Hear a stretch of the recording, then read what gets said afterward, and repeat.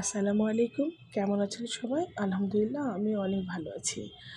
আজকে আমি আম আ মিষ্টি কুমড়ার শাক রান্না করব লইট্ট শুঁটকি মাছ দিয়ে। তো এখানে আমি মানে শাকটা খুব ভালো করে ধুয়ে নিয়েছি। আর মাছটা আমি ১০ মিনিটের জন্য একটু গরম পানিতে ভিজিয়ে রেখেছি।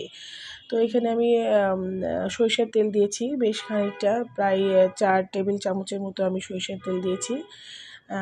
এই রান্নাতে একটু তেলটা একটু বেশিই লাগে। আর এখানে বড় একটা রসুন দিয়েছি আর ৫-৬টা পেঁয়াজ কুচি দিয়েছি। দিয়ে আমি তেলের মধ্যে ভালো করে একটু মানে একটু কষিয়ে নিচ্ছি, একটু নরম হওয়া পর্যন্ত অপেক্ষা করেছি। আর এর ভিতরে এখন মশলাগুলো দিয়ে দিই। এখন আমি ১ চা চামচ আদা বাটা আর ১ চা চামচ জিরা বাটা দিলাম।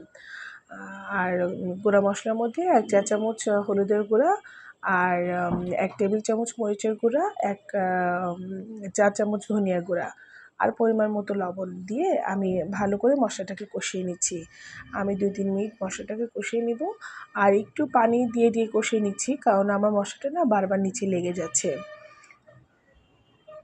তো আমার এই মশলাগুলো কষানো হয়ে গেলে এর ভিতরে আমি ২টো আলু দেব। ছোট সাইজের ২টো আলু একটু সাইজ মতো কেটে নিয়ে আমি মশলার মধ্যে ২টো আলু দিয়ে দেবো আর মাছগুলো দিয়ে দেবো। দিয়ে আমি আবারও ২-৩ মিনিটের মতো আমি একটু কষিয়ে নেব। শুঁটকি মাছটা মানে একটু কষিয়ে নিলেই ভালো হয়, গন্ধটা অতটা থাকে না। তো আমি বারবার ঢাকা দিয়ে একটু কষিয়ে নিয়েছি। আর এখন আমি শাকটা দিয়ে দিচ্ছি। শাকটা দিয়ে আমি আবার ঢাকা দিয়ে দিব। মশলার মধ্যে নাড়াচাড়া করে আমি ভালো করে ঢাকা দিয়ে দিব। তো এই রান্নাটা মানে কিছুই না।